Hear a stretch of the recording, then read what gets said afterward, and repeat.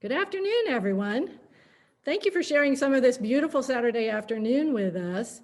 My name is Ann Thompson. I am the Assistant Director for Public Services at the Essex Library, and I am very pleased to be welcoming Sally, Harold, and Steve Gephard to our Essex Library Zoom stage this afternoon. And as a special bonus to the library's first in-person event since COVID has forced all our programming to go virtual.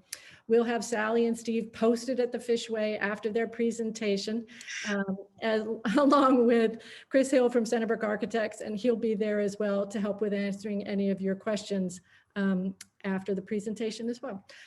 So I have just a couple of housekeeping rules, please, for today. Keep your microphones muted. We're recording today, so hopefully we'll have a clean audio record to go along with the video. Please type your questions as they occur to you into the chat, and we'll get to them, every one of them, after the presentation. You may have heard me say already at many of our programs, the State Library requires me to report program attendance for 2020 to 2021. And so to that end, I have a poll that I'm going to launch. And I would ask you please to let me know how many people are viewing your screen with you today. If it's just you or you have some extra people with you today, that would be great too. We like to get all those numbers in to be accurate about what our programming is doing for the community. And with that, I'd like to just introduce our speakers. Sally Harold managed the project, the Fishway project, when she was with the Nature Conservancy as its Director of River Restoration and Fish Passage. She continues to restore streams as an independent consultant. Steve Gephard is a fisheries biologist who served as a technical advisor on the project. He recently retired from the State of Connecticut DEEP and is now a consultant as well. He operates the Mill Pond Fishway as a volunteer steward for the Essex Land Trust. And Sally and Steve write a column called Below the Surface for the Estuary magazine. And thank you very much to them for giving us this, what I expect to be a wonderful presentation. And with that, Sally and Steve, take it away. All right, thank you very much, Anne, for the introduction, and thank you all for joining us today on this beautiful spring day. As Anne told you, my name is Sally Harold, and with me is Steve Gephard. Steve and I have worked during our careers, both with the Nature Conservancy and Steve with the Department of Environmental Protection, Energy and Environmental Protection. We've worked on over 20 projects together, and this was one of the great ones. The 17-foot high Mill Pond Dam was built in the late 17th century to generate power for production of drill bits. The company was known as the Connecticut Valley Manufacturing Company.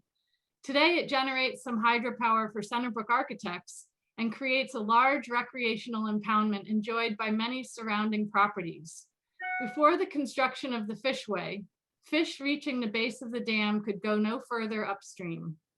With new dams, fishways are built at the same time as the dam, but where a dam already exists, fishways must be built to conform to the existing conditions. Such was the case at the Mill Pond Dam behind Centerbrook Architects' offices. So what is a fishway?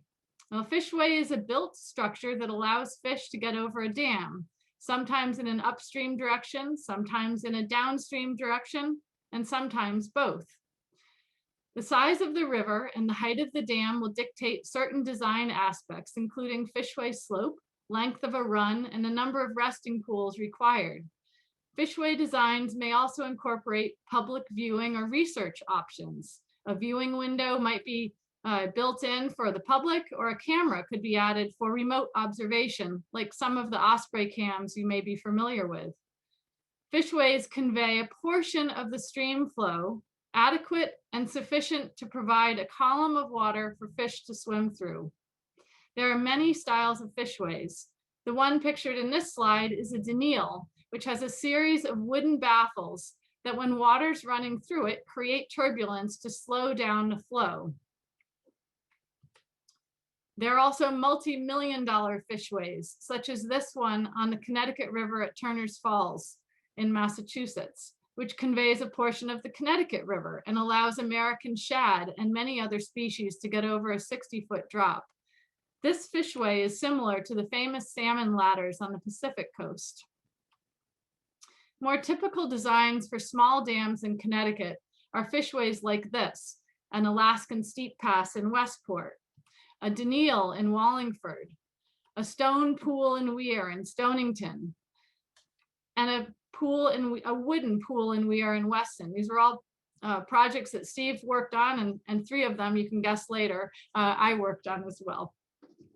Fishways can be constructed of cast concrete, stone, or prefab aluminum sections.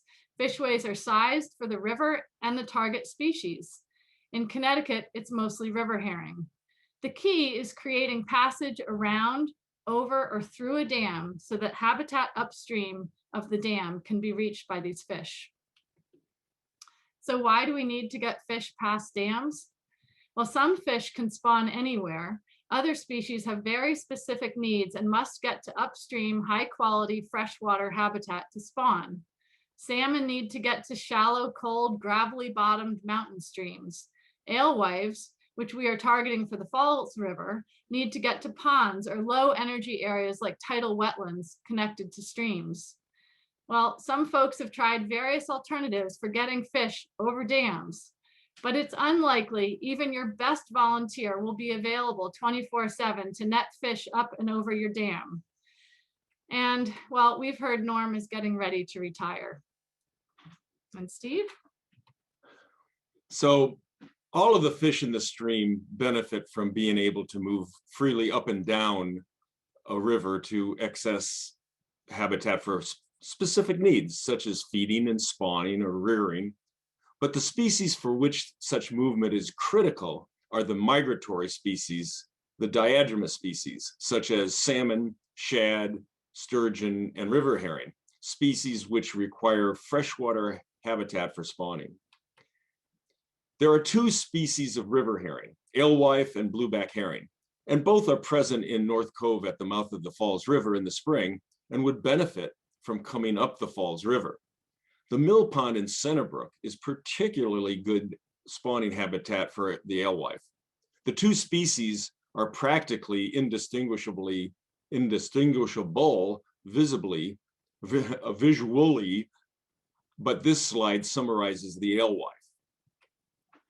So this is a life cycle graphic. We can start in the upper left-hand corner in the spring, which is where we are now. So river herring that are sexually mature, usually between 3 and 4 years old, come upstream to spawn.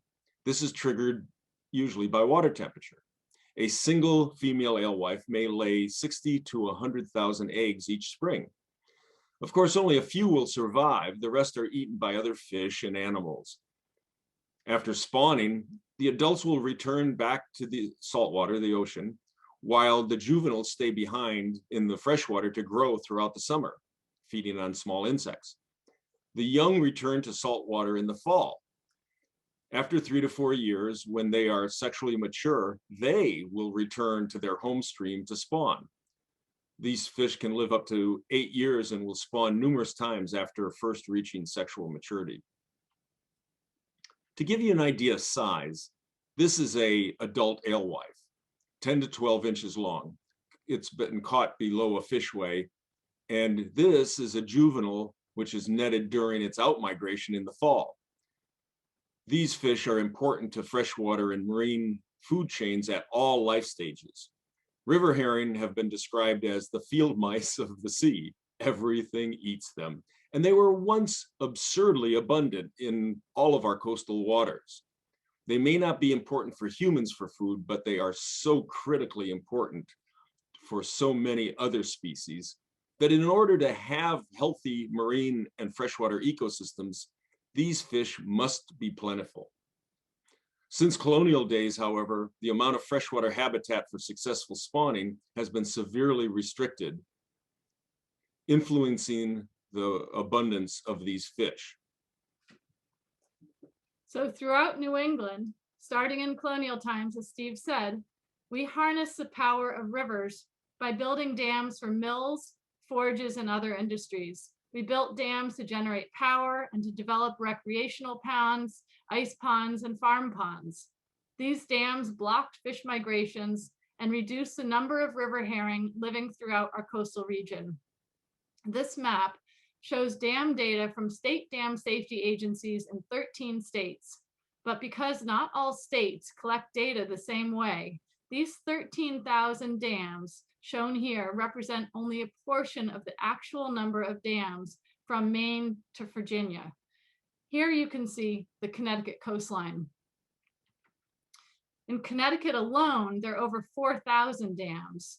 Most no longer serve their original function, but each of these dams alters stream flow and function and prevents fish and other aquatic organisms from being able to move freely up and downstream. So this map, with all the blue network of streams throughout Connecticut, is now showing the current alewife runs, those little red lines. Many of these runs have benefited from dam removals and fishways. There have been over 60 fishways built in Connecticut, but historically, these runs would have extended much further upstream. These runs are still truncated by dams. When we construct a fishway or remove a dam, we extend the range of fish in a river. And it's not just the fish that benefit. Bird populations expand too. And you should know most dams are privately owned, and some still serve an important function, such as creating recreational or water supply reservoirs, generating power, or maintaining fire suppression water supply. And then there's some owners who just wish to retain and maintain their dam. So let me turn this over to Steve again to talk about the projects here in the Falls River. Alewives leave Long Island Sound and enter the Connecticut River in March and venture up many of the tributaries that flow into the Connecticut River, like the Falls River in Essex, first passing through North Cove. The first dam they traditionally encountered was the Ho Williams Dam that served an early shipyard. This is what's left of that dam. Most of the dam failed in the flood of 1982, but the dam rubble remaining in the stream channel where the spillway was posed a passage challenge to fish. Unlike salmon, alewives are not jumpers and will be challenged by any drop more than 6 to 7 inches. Thanks to property owners Peter Heron, Jason Williams, and the DEP and the Nature Conservancy work crews, we were able to roll rocks to improve the channel for fish passage. So now these alewives can get past that first dam and they could reach the second dam, the Tiley Pratt Dam off Denison Road. The Tiley Pratt Dam is the second dam on the river. And by the way, for you folks from Essex, we just met a descendant of the Tileys, and she pronounces it Tilly, but we've always heard the local people pronounce it Tiley, so take your choice. But nevertheless, in 2014, we worked with dam owner Larry Timmerman to build this fishway at the dam in one of the 2 channels. We built concrete and stone weirs to create a stair-step-like fishway that fish could ascend. Here's a photo of Sally working on one of the stone weirs. And here's a photo of the completed fishway with water flowing down. So when the fish could get past Tiley Pratt, they now could reach dam number 3, the Dolan Pond Dam in Centerbrook. The Dolan Pond is the 3rd dam on the river. This is a photo of the dam before we began our work. This is not one you can see but very well, but if you drive on 140-54 in Centerbrook, you see the old sign, the brushworks and antiques and books and everything. The book, many people remember it as a used bookstore. It's right there. It's just that you look right over the top of the small dam.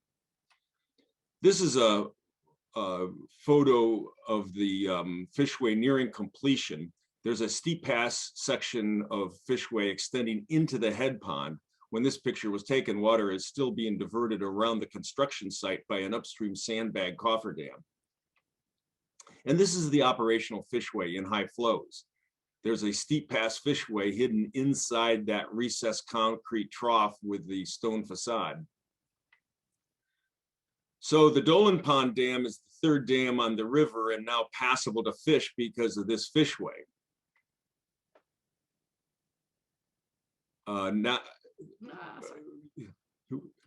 We've practiced this and we keep tripping up on ourselves. So now, after getting through Dolan Pond, we've reached the base of the Mill Pond Dam in Centerbrook.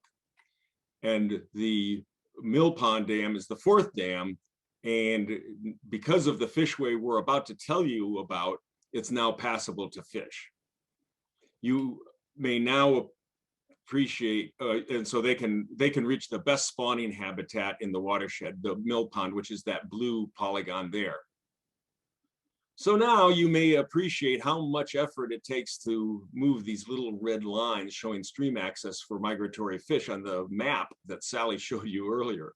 So now, having reached Mill Pond, I'm going to turn it over to Sally for her to describe the construction process for this fishway.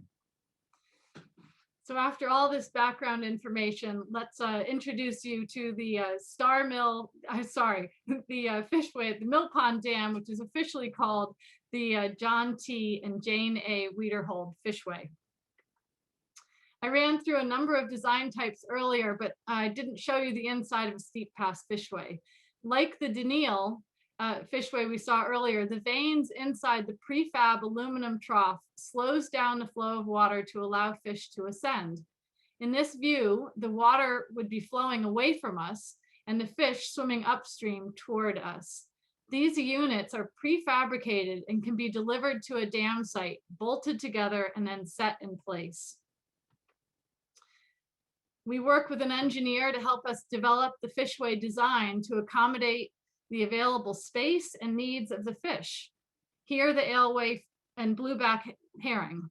In order to get through the fishway and over the dam, the fish will need to have a slope less than 20%. They'll need to rest in a resting pool once they've ascended up every 8 feet. And depending again on the available space, that will decide how many steep pass sections we need to get to the top of the dam. And if we don't have enough space, we may have to create some turning pools. The construction sequence at the Mill Pond Dam began at the downstream end of the fishway, or the entrance. You have to think like a migratory fish here. So you're coming upstream. So here's the crew pouring concrete into the formed resting pool in the fall of 2019. And completing the pour for the turn pool with the viewing window. Once the concrete resting pools were completed, the sections of steep pass fishway were bolted together. You can see some of those joints, and then lowered into place with an excavator arm.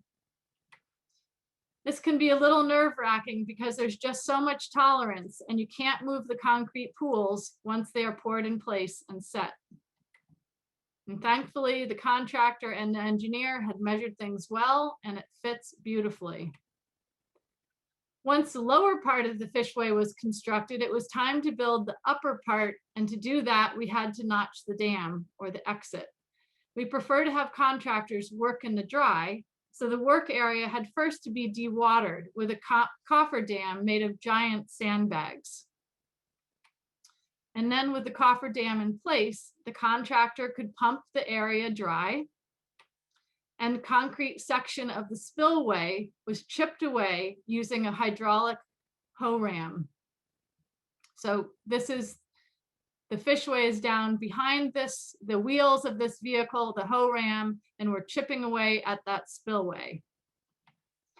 The notch was then fitted with a precast concrete pool called the Fishway exit pool, which is under the feet of the two gentlemen standing on top of the dam. And more steep pass units were attached, connecting the turn pool with the window with the exit structure. And now you can see the entire fishway has come together. So we have an entrance pool down below, downstream where my cursor is. Fish enter that concrete entrance structure, come up a slope of steep pass units, come into a concrete turning pool, come up a long slope of a few steep pass units bolted together, come through another turning pool, up another ramp, another steep pass unit, past the the viewing window, which you can see this flat side. If you come today, this will be filled with water, and see if anyone's swimming by, giving you a wave of a fin. Come up a final steep pass section at a slope, come through a final turning pool with a bend in it, and then through the exit structure and into the head pond, which, as Steve said before, is their preferred spawning habitat. Back to you, Steve. So here's the completed fishway. One of the last things we did, we installed an eel pass, because American eels cannot use the fishway because the current is too strong. The eels are good at migrating, but they're not strong swimmers. So for them, we added a special eel pass, which is a 4-inch flexible hose filled with plastic chain, filled completely with plastic chain. That connects the exit pool with the base of the fishway where the eels congregate. And it's just above this yellow line. So if you look just above, you can see that black line going through. That's the hose. A small amount of water flows down the chain links and allows the eels to wiggle up through all of those links to get to the top. Here's a short video of young eels called elvers climbing up a ledge in a local Connecticut stream. While they are not strong swimmers, they can climb really well, and they actually can leave the water for short periods of time. They arrive below the dam in masses, and these 3 to 6 inch fish will climb the eel pass to get into the upper watershed habitat, where they may live as long as 20 years before returning to the sea as nearly 3-foot long silver eels. The eel pass was the last component of the project to be completed.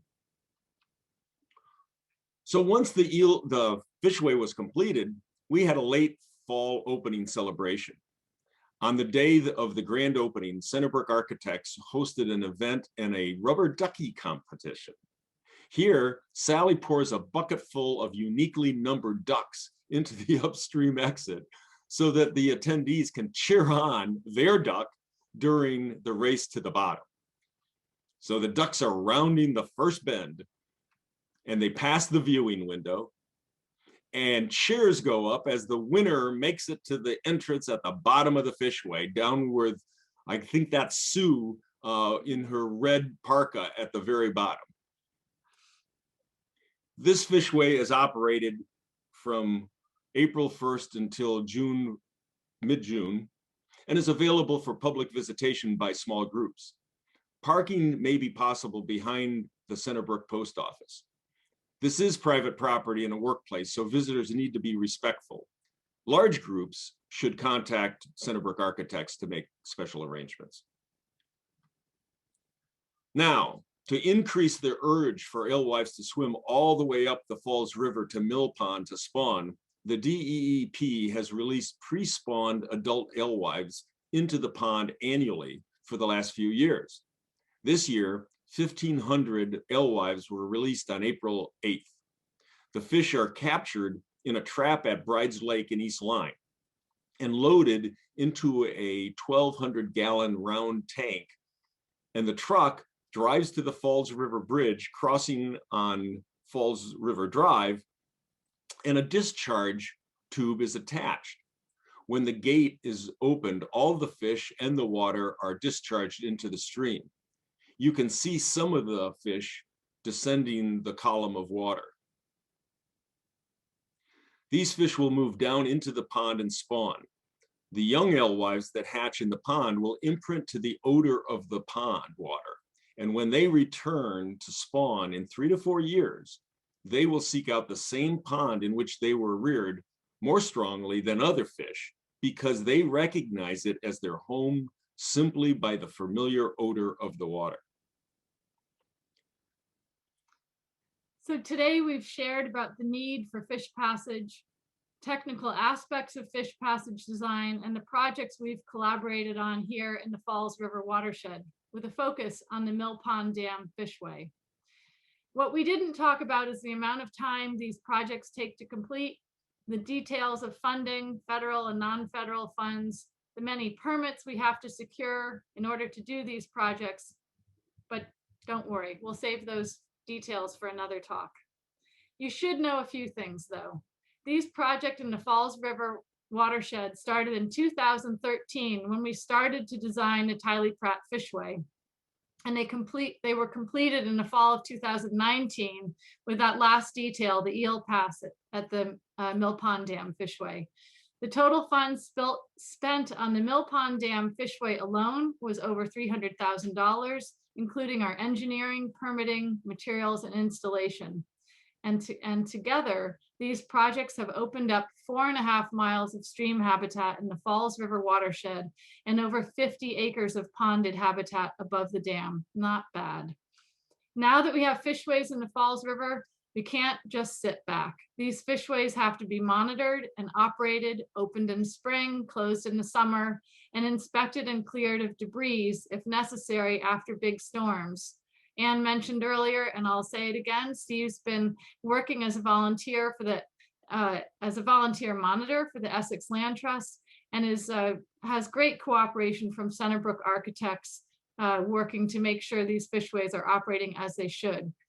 And sometimes that monitoring includes a fisheye's view. So we're going to show you a little video that we took. Actually, we were snorkeling in a local stream that has a river herring run. And this is what we witnessed, the river herring spawning in the spring. And so the big fish obviously are the river herring. But if you look underneath, you'll see a school of spot-tailed shiners. They've come up the stream to feed on the eggs of the spawning alewives. So it's all part of that fact that what we're restoring here is part of a greater ecosystem. So it may be a number of years before we see this many fish up in Centerbrook, but ultimately this is our goal. So I just want to thank you all for taking time out of your day to join us. And I want to give special thanks to everyone that made these projects possible.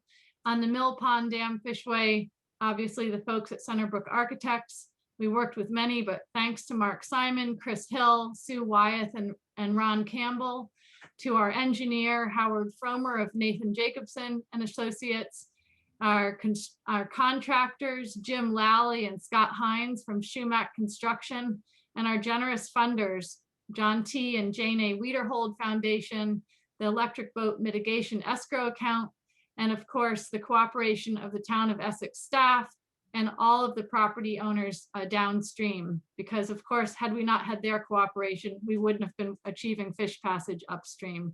And I'd like to especially thank our colleagues at the Nature Conservancy and DEEP, and to the Essex Library for having us here today. Thank you so much for joining us. And if you have questions, Steve and I are happy to answer any.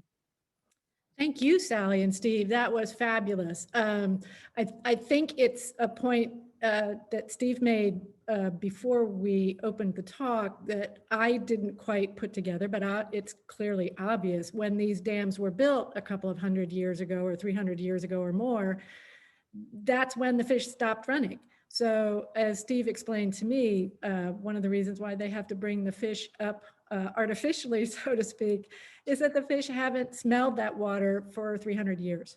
So there's a little bit of a balance there, because some fish are adventurous. Some of the young males may, once you open up a river, they may still penetrate up and go upstream, but others will not. And so if we let nature take its course, the fish would finally get all the way up there, but it could take 100 years.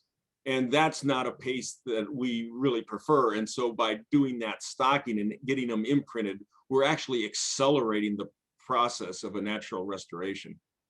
Exactly. Thank you for explaining that. So we have a few questions. Robert asks, are the ladders used to return to the sea? Yes, they are.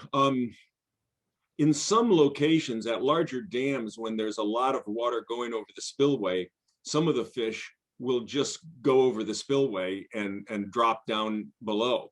But at this location, there's not a lot of water spilling over this spillway. And so the easiest way is to go down the fishway. And there are a number of places in the state where that is the primary means of egress. So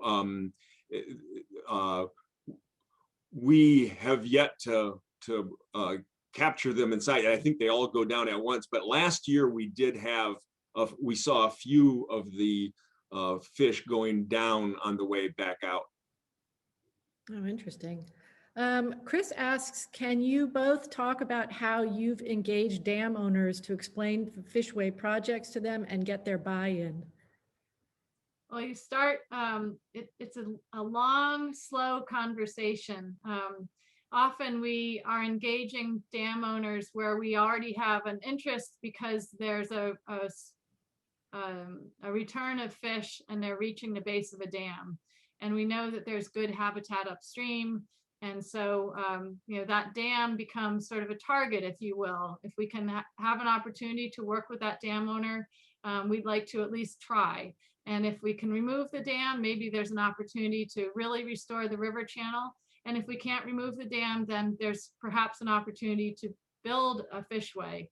But these conversations can take years before we realize any results. And not only once we've had an agreement that yes, let's investigate fish passage at this dam, we still have to secure funds and permits, both for engineering and for construction. And sometimes those conversations start because of word of mouth. So we worked on a dam removal in Stonington in 2012, I think. It was completed. It started in 2010 or 2009. And the owner of that dam used to work at Centerbrook Architects. So you never know who you talk to and who they know, but you know, we have maps of dams all over Connecticut, and we know where which dams are blocking runs. I'll have to say that so much of it is establishing a personal relationship with the dam owners and developing their trust, that you're not trying to pull something over on them. And Sally is particularly good at establishing relationships with dam owners, but often it takes years. And one of the things about it is, if you're talking about a bird migration, people can see the birds. And if you're talking about, maybe you're in Montana and the elk are migrating across the road and getting hit by cars, and you need to build a passageway over the highway to protect the elk, people can see that and understand it. But so many people don't really understand, or don't even know these fish are in their town. And so there's a lot of education that goes on, and that takes time as well. So we spend time educating the dam owners on the facts and establishing working relationships, and it takes years. So I'll give you my personal record. I started talking to a dam owner in the East Berlin section of Berlin on the Mattabesset River a long time ago. And I was told to take a hike, but I just kept coming back and coming back. And finally, 27 years later, Sally came on board, and together we built a fishway at that dam, and it's been very successful. We're now passing shad and river herring and all sorts of fish through that dam. So like so many other things, good things come to those who wait. Very patiently, apparently. So I cheated ahead of time again and asked the question, but would you talk about, if you can, the projects that you're working on now? So as you mentioned in the introduction, I left the Nature Conservancy just over a year ago and started a consulting practice. I have a few projects working with municipalities and with land trusts throughout the state to right now design fish passage or dam removal. I'm working on a project in Baltic, I'm working on another one in Middletown. And I'm very fortunate that Steve is continuing to be a technical expert. He's a fisheries biologist. I always need his help, and we make a great team on these projects. So we have a dam removal in Westport, on the Westport Fairfield border, a dam that actually blew out in 2019. which we're sort of happy about because the dam owner was very reluctant to do anything there. And yet there's schools of river herring that are at the base of that dam and will benefit from being able to go upstream. When the dam blew out, it's not quite enough dam that's missing, sort of like the Falls River Dam that Steve said with the rubble in the stream. We need to do a little bit more work, and we hope to do that together this summer. And I'm working on a number of projects, some of them left over from my career with the DEEP, including pretty large, exciting fishway on the Farmington River and a smaller fishway over in Ledyard. So there's a number of projects still in the works, but the question was worded really appropriately, if you can, because as you can imagine, some of these negotiations to deal with the dam, we're dealing with families and they're sensitive. So we've told you about a few that aren't sensitive. Public knowledge, we've already got an active project, they've already been funded, and so we're moving through. But we also are in contact with other parties and starting that process of education and developing relationships. And I would be remiss if I didn't add to this. If there are any dam owners out there that would like to talk to Sally and me, you can see our contact information. Please contact us. Would love to talk to you. Well, your answer to my question provokes a couple more, but the first one is, what can we do, whether it's residents of Essex or some of the surrounding towns or anywhere really in Connecticut, what can somebody do who doesn't live at a dam, own a dam, live near a dam? Is there somewhere we can go to help or volunteer?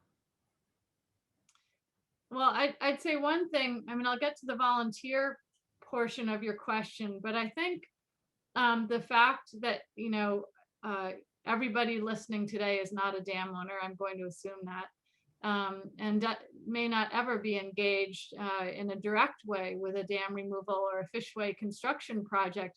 Just being here today and understanding why these projects are important and what the resources are that we have in these freshwater streams throughout the state that are important, and how these projects benefit those systems and those species, that takes us a huge step forward, because who knows who you know, and you'll get into a conversation with somebody, or you'll hear about a project, or your aunt will tell you that there's some horrible dam removal that's going to happen in her community, and she heard that the river's going to dry up and there will be no fish and no river, and now you know a little bit more than she does, and you can help bring her along. And we find this time and time again with people that have a knee-jerk reaction to hearing about some proposed project that's going to benefit a stream system, and they really don't have the education yet.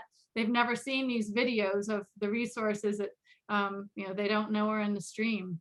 And then there are land trusts and towns that own fishways. And so if you're part of an organization like that, a town committee, you can promote reestablishing fish passage in these streams around these dams. You can encourage towns and other dam owners to remove dams. They are a liability. They have to be maintained, so they're an expense. And perhaps, as Steve is doing for Essex Land Trust, there is an opportunity for you to volunteer and help monitor a fishway. So I will also add one more shameless plug, and that is that this work takes a lot of money, and all of the projects we work on get a federal grant.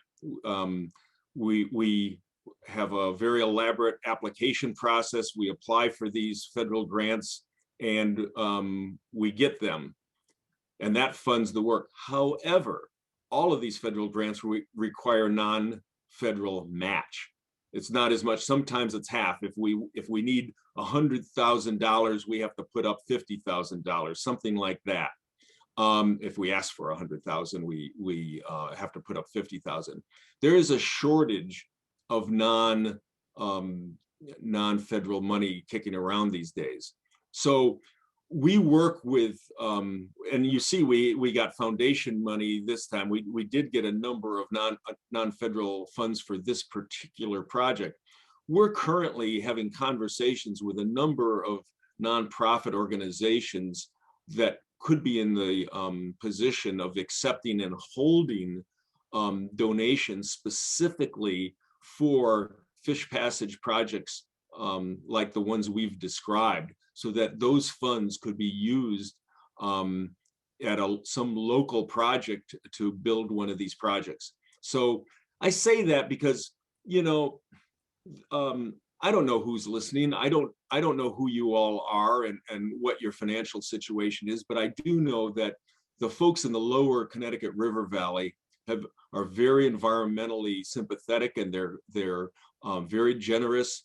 They give a lot of money to nonprofits of all kinds in the valley. And so if anybody is particularly motivated by what we've talked about today, I'm not going to ask you to write a check, but what I would ask you is maybe you contact us and we talk about it, and we look for vehicles to work with an established nonprofit 501c3 foundation that might be able to set up some sort of a fund that can be used to expedite these projects.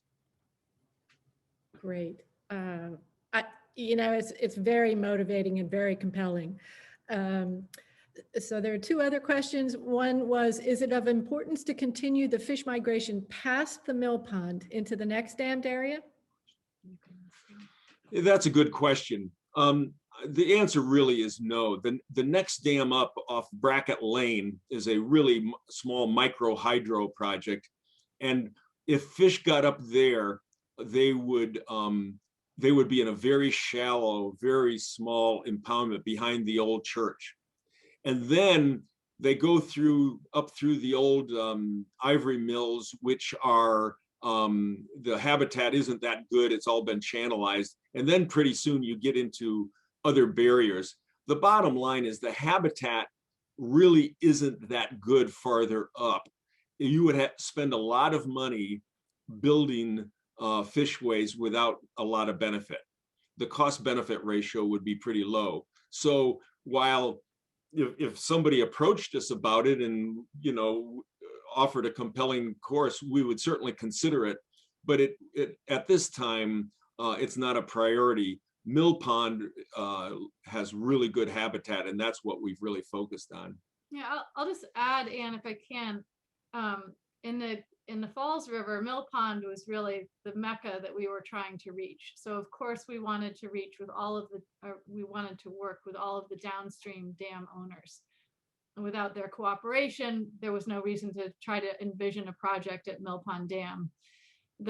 One of the maps I showed that had all of the dots, the 13,000 dots from Virginia to Maine, was an effort of nonprofit organizations like the Nature Conservancy to try to prioritize dams for removal. And so when we look at Connecticut, we're not going to leap up to the Massachusetts border because we're working on migratory fish. And then we can look at opportunities, you know, where we know that there's valuable habitat. Of course, with projects that cost upwards of $150,000, you know, we can't work everywhere. So we have to be very careful about where we are focusing our efforts. Sure, makes perfect sense. And looks like one last question. Does the fishing industry benefit from the work you're doing with getting the fish back to where they should be and have been? And if they do they support your efforts? That's a really complicated answer. It's a good question, but a very complicated answer. Right now, well, first of all, let's take the ecological approach. Healthy forage fish, and this is what these species are, they're forage fish. Healthy populations of forage fish benefit everybody, because in addition to the ospreys and the black-crowned night herons and the otter that eat these fish, so do tuna, striped bass, even whales, not that anybody's harvesting whales, but everybody, commercially valuable species are eating these for food.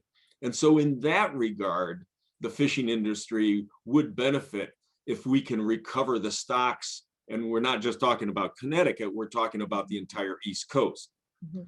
However, there is no market right now. Nobody is fishing for river herring out in the ocean. At least they're not supposed to be. Mhm. One of the problems we've had, and one of the factors that have driven down the numbers of river herring, in addition to dams and freshwater habitat, is a bycatch. And by that I mean people are fishing for another species of fish and are accidentally catching these fish.